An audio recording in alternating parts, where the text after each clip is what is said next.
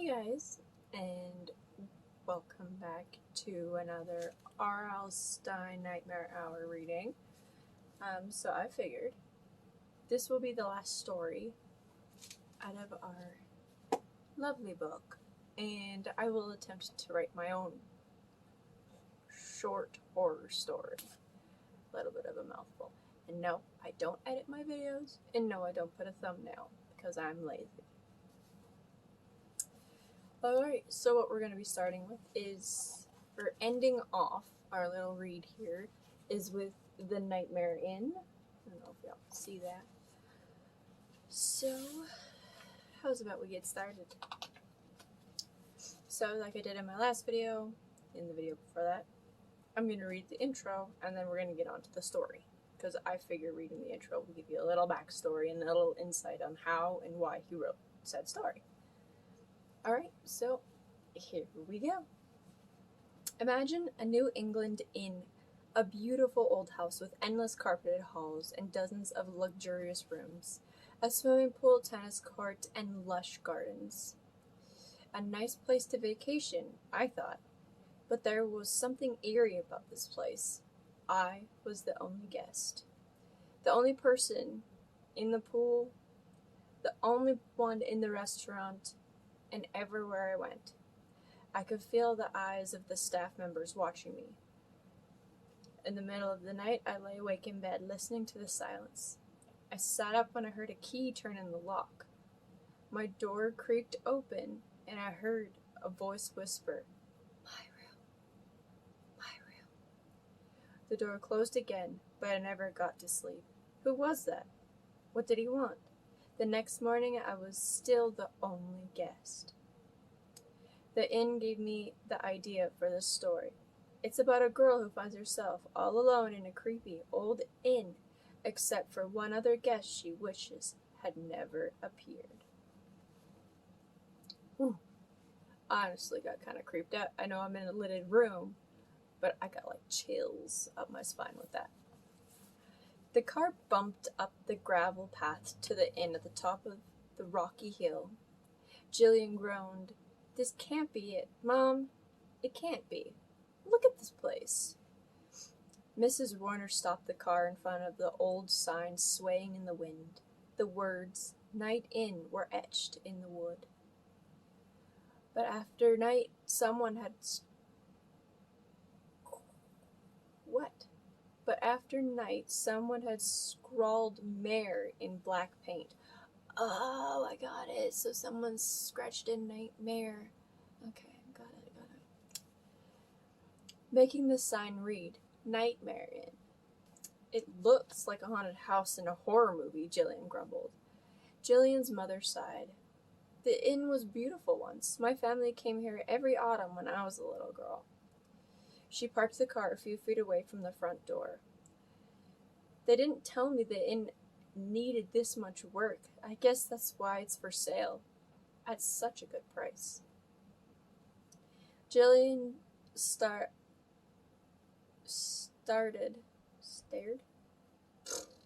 Look at me not reading. I mean, it's only like 10 in the morning. Jillian stared at the broken shingles and shutters, tilting at all angles, the cracked windows. A gray cat sat on the rotted front porch. The cat gazed at Jillian and let out a hiss. Were she and her mother really going to move here and run this inn? The thought made Jillian shudder. "Ugh. This place could bring back my nightmares," she whispered, pushing open the front door. "Don't say that." Miss Warner scolded sharply. "You haven't had a nightmare in months. You're 14 now." "I mean, I'm 24 and I still have nightmares." "Jilly, you've grown up so much over the past year. You're past those nightmares now." The previous spring, after her father died, Jillian had terrifying nightmares. Night after night, she had woken up with the sounds of her own screams. When the nightmares had finally stopped, Jillian felt as if she were starting life all over again. Miss Warner tightened the scarf draped around her shoulders. "It's always been my dream to come back here, Jillian. For 20 years. I've fantasized about owning this place. Her shoes crunched over the gravel walk. With a lot of hard work, it can be beautiful again. And a side note here, I honestly do think that about a lot of old houses. I mean, some people, when they put in the work, they just come out beautiful. And especially if they keep with, like, the style of said house and or building. Antiques are great. The front door cracked open, and a young woman stepped out. She was tall and slender, with a pretty, smiling face. Her black hair was tied back in a short ponytail. She wore a baggy red and black flannel shirt over denim jeans, torn at both knees. Mrs. Warner? She walked quietly along the cracked concrete of the front walk. I'm Priscilla. The real estate agent probably told you about me. I'm the caretaker. Caretaker, Jillian thought. She looks a few years older than me. Isn't she really young to be a caretaker? It's nice to meet you, Priscilla, Miss Warner said brightly. This is my daughter, Jillian. Priscilla shook Jillian's hand. She had a warm, friendly smile. Her brown eyes flashed as they studied Jillian. You probably think this place is a dump, she said, taking Jillian's canvas bag from her. Well, you're right. It is. How did you get to be the caretaker? Jillian asked. I mean, why are you here? This place is closed, right? Priscilla sighed. Actually, my father was the caretaker here for 35 years. He retired to Florida last year after the inn closed, but the owner lets me live in the cottage in the back, and he pays me a nice salary to watch over the place. I mean, dang. I wish. Mrs. Warner pulled a suitcase from the back seat of the car. Jillian followed Priscilla to the front door. It's been pretty lonely, Priscilla confessed to Jillian. I'm really glad someone is buying me in. Jillian tripped over a board that had come loose on the porch. Ow! Watch your step, Priscilla warned.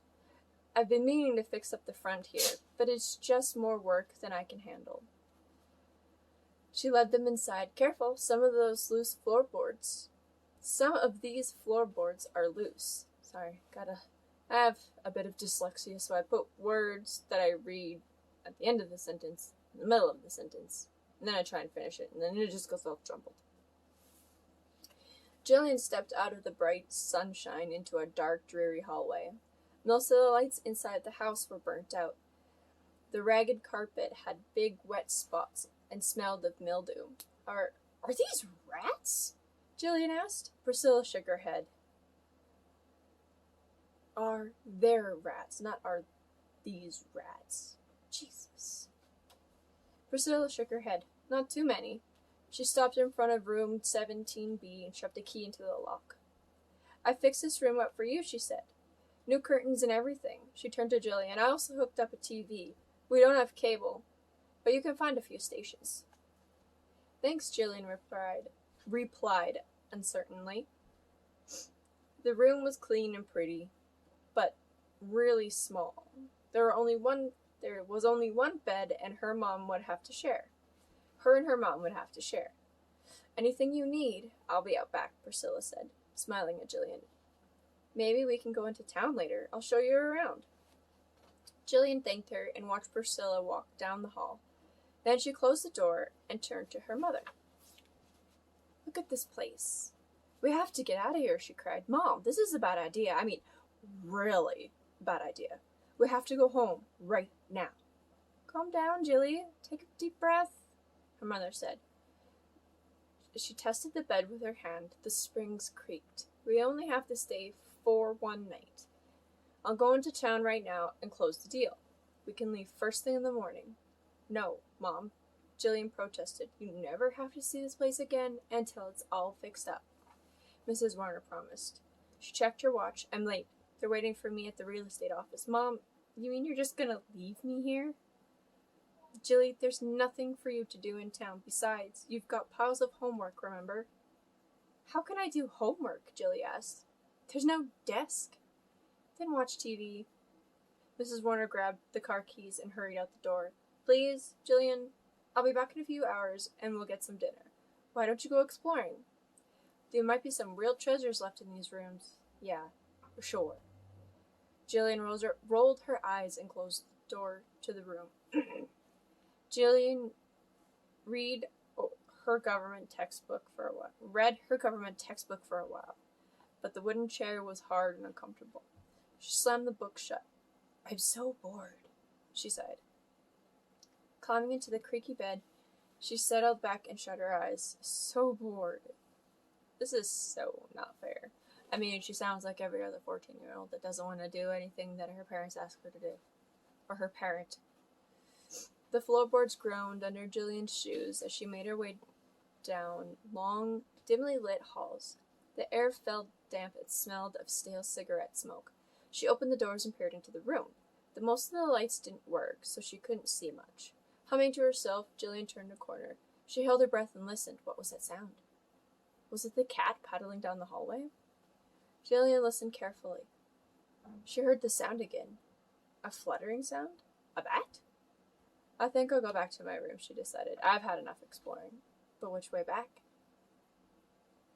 She had turned too many corners, wandered down too many long, dark halls with identical doors along both sides. She heard the fluttering again. Close this time. A chill tingled the back of her neck. There had always been bats in her nightmares, flying at her, hissing, red eyes glowing, brushing their veiny wings against her face. Jillian turned and began hurrying down the hall. Did I come this way? Did I? She stopped and she heard the cough. Priscilla, yes, great, she'll lead me back to my room.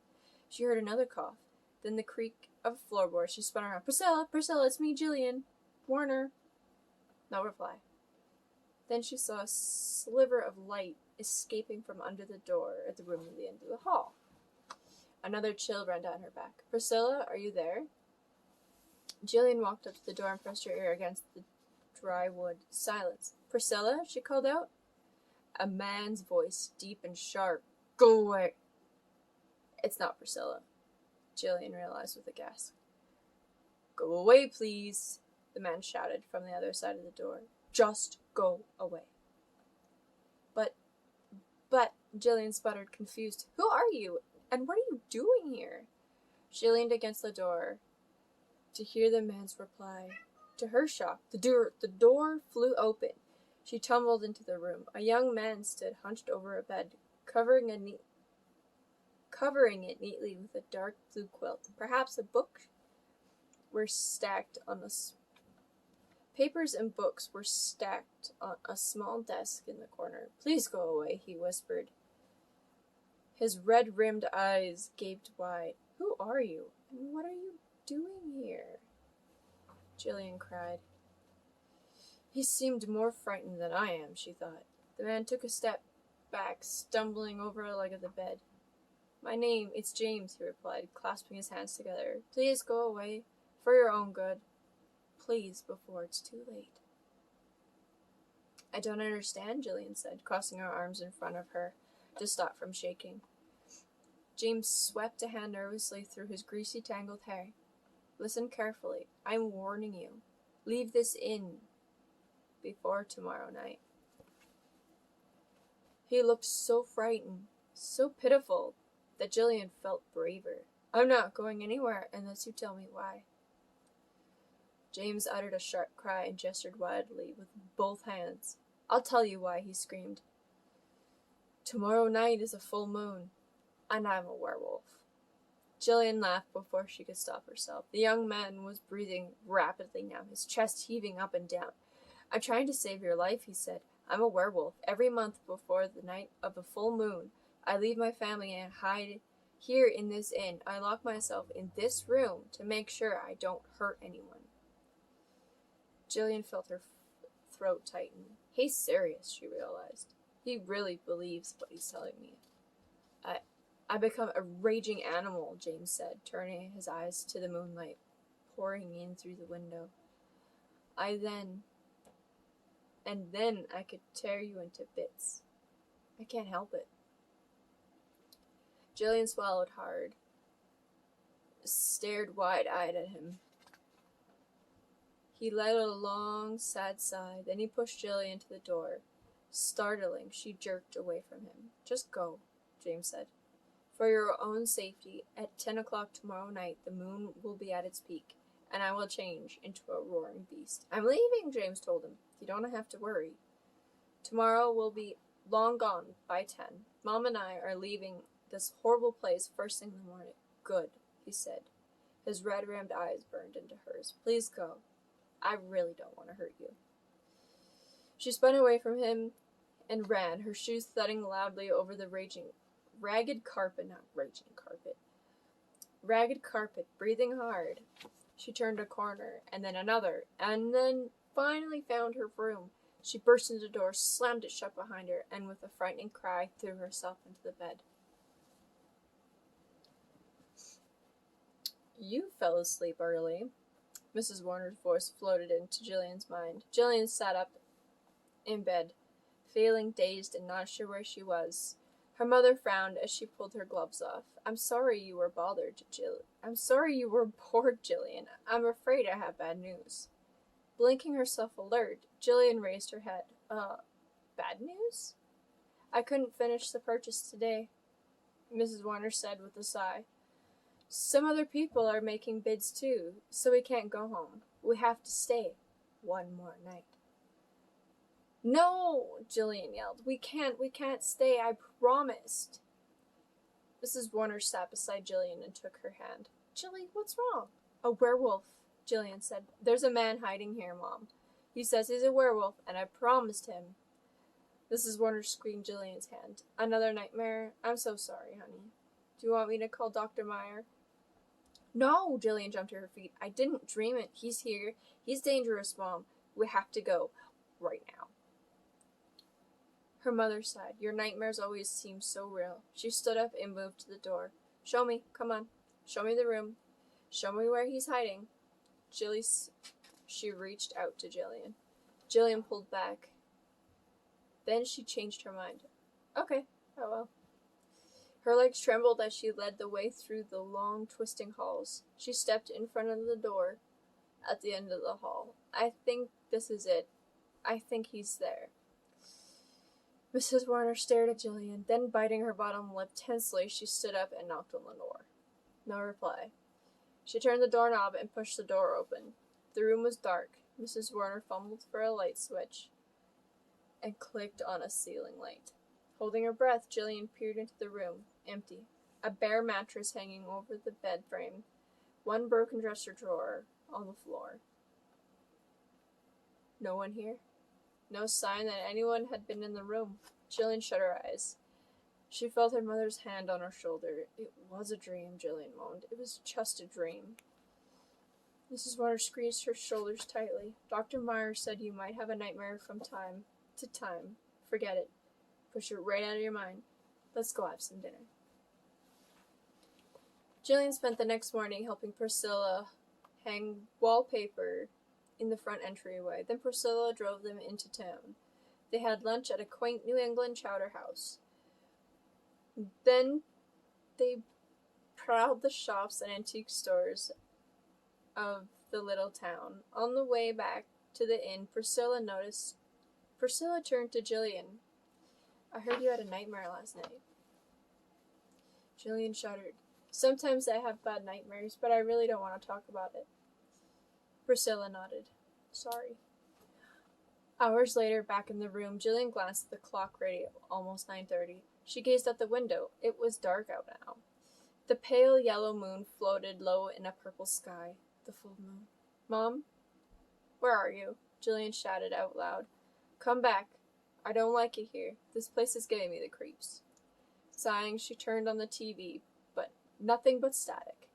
She curled up on the bed. The cold moonlight washed over her. She shut her eyes. Were those footsteps? A cough? Coming up from the hall? Am I having another nightmare? She heard someone running past her door down the long hall. As if in a trance, she stood up, stepped out of her room, and followed the sound. Around a corner, she found James unlocking one of the doors. James, what are you doing out here? Jillian called. His eyes were wild. His hair fell in tangles around his face. It's time, he's shrieking frantically. It's time. With an animal cry, he reached out and grabbed Jillian roughly by the shoulders. "Let me go," she screamed. But he held onto her and shoved her against the wall. It's time, I warned you." As Jillian struggles to free herself, the muscles in James' face bulged and twisted. His eyes narrowed into slits and pulled back as a long animal snout from beneath them. Glistening globs of saliva poured over his thickening black lips. Jillian stared as jagged rows of yellow teeth at bristly black fur sprouted over James's cheeks and forehead. "It's just a dream." Jillian's heart pounded. Just a nightmare. But she couldn't wake herself from it.